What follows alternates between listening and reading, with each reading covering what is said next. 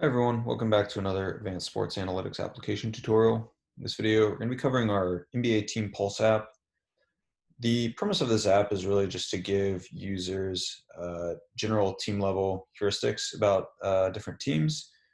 I think it's useful in particular for building tournament lineups where we want to try to identify game environments, kind of conditional on team behaviors that might be conducive to stacking or just kind of building lineups that are over indexed to specific games.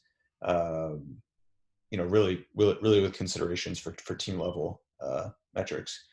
So we give the application the ability to view team level metrics on a time series, axis where users can select a metric that they want to view in the plot tab, for example, team pace, and view that as some time series line. We can see it's pretty noisy when you span across multiple seasons, and of course the 2020 calendar year, I guess 2019-2020 season had this large gap between April or really March and July due to COVID shutdown. So like if we wanted to just focus on what right now is a pretty short 2020 to 2021 season so far,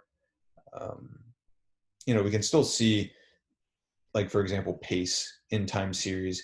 And it gives us a sense of kind of how teams metrics are trending. For example, like I think I was looking at it this morning, and Memphis I think is an interesting pace team where they had historically, or I think last year really, historically they've been a somewhat pace down team, but last year they were a pretty high pace team, and really in the early stages of this year they had this rolling average pace of 30 days that was pretty high, I guess, relative to other teams, but it has seemed to stabilize. And I think one potential factor there is that John Morant, their starting point guard and rookie last year in his sophomore season, got injured early in the year, and you could perhaps hypothesize that following his removal from kind of the team and just general offensive flow, maybe there's reason to believe that their pace is kind of trending down a little bit.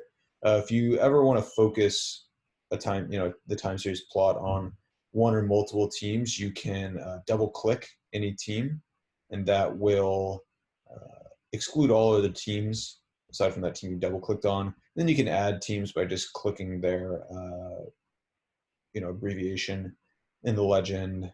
So I'm not sure who Memphis is playing today. They're playing Cleveland. So like if you wanted to focus on Memphis and Cleveland, you could see that to some extent, I mean, both these teams pace wise have been trending down. I know Cleveland has been without some of their backcourt pieces. I know Garland has been injured a bit recently. Their rookie Isaac Okoro, Kevin Love, I think, played a little bit earlier in the year, but hasn't played in a few games. So, just a good way if you want to isolate on teams. Then you can add all teams back by double clicking on any team that is blanked out. And we can look at pace. We can add multiple metrics to this input, but we're only going to plot the first input. So if we want to look at net pace, which is a metric that we've calculated to be the pace that a team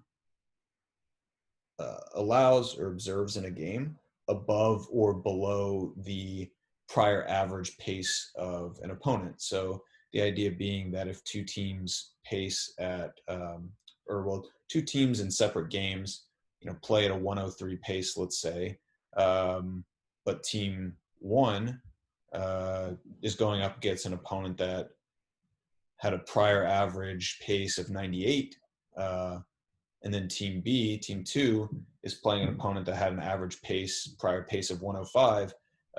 Even though both these teams are playing at a 103 pace, for that one game, I mean, the team that is causing their 98 pace opponent to pace up by 5, that team, at least to us, we feel, is maybe a faster, more up-tempo team. They are effective.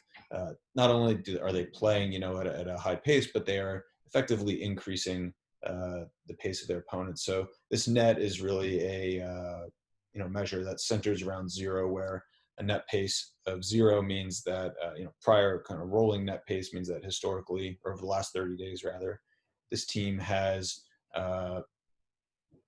been encouraging opponents to more or less play at their opponent's prior average pace. A team with a positive net pace is effectively pacing up their opponent. So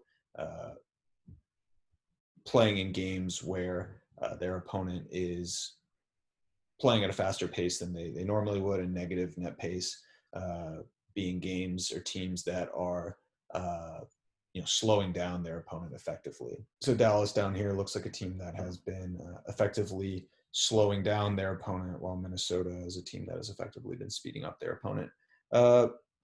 We show this in a time series, but we can also just look in tabular form. I think sometimes it's just valuable to put everything in a table and just be able to sort, which team is playing at the fastest net pace, which team is speeding up their opponent the most.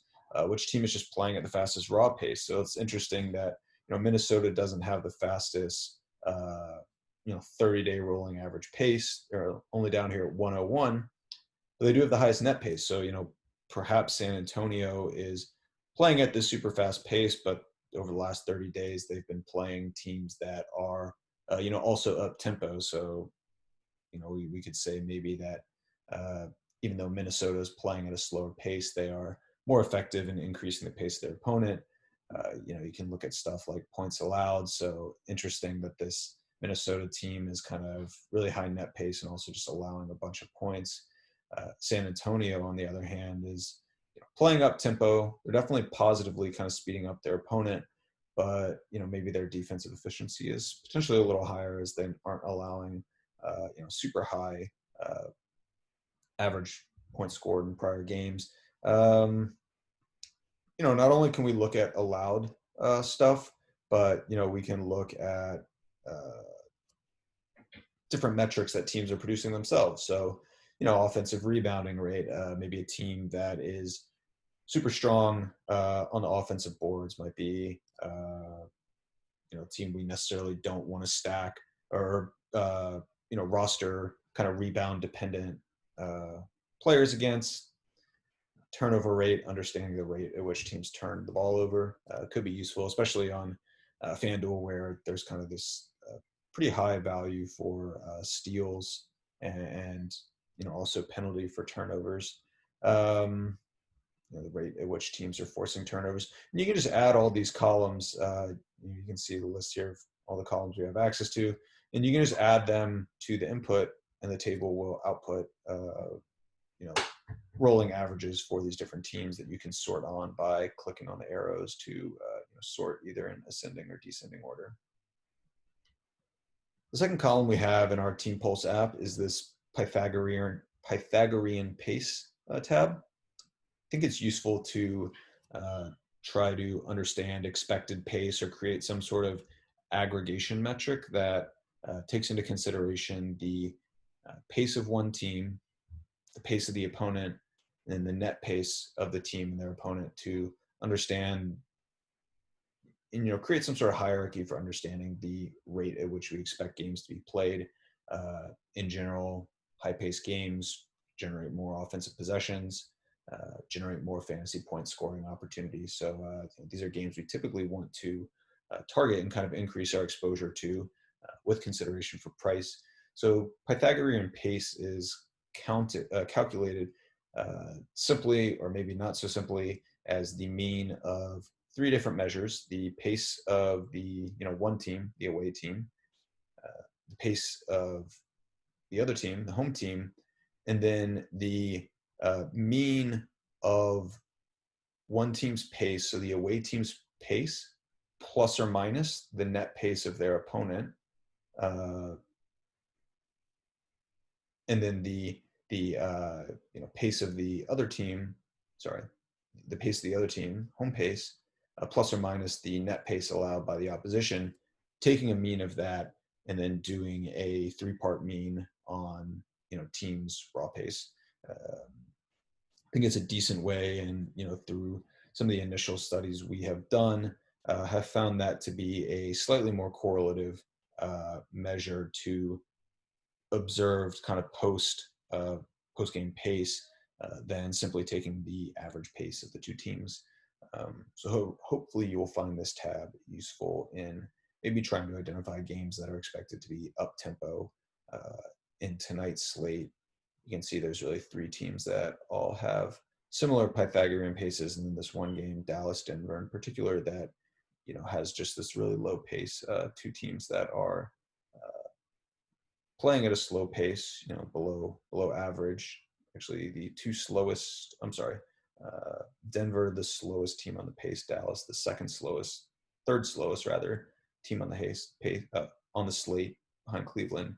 But two teams with super negative net paces, right? So not only are they playing slow, but they're effectively slowing down their opposition. When you have a team that is playing slow and slowing down the opposition playing against another slow team, we have a pretty slow paced environment that might not be super conducive for multiplayer consideration for tournament builds. Anyways, hope you guys find this tool helpful and useful. And if you have any questions about how to use it, or maybe considerations or features that we could add to the tool, feel free to reach out. We'd be happy to consider that.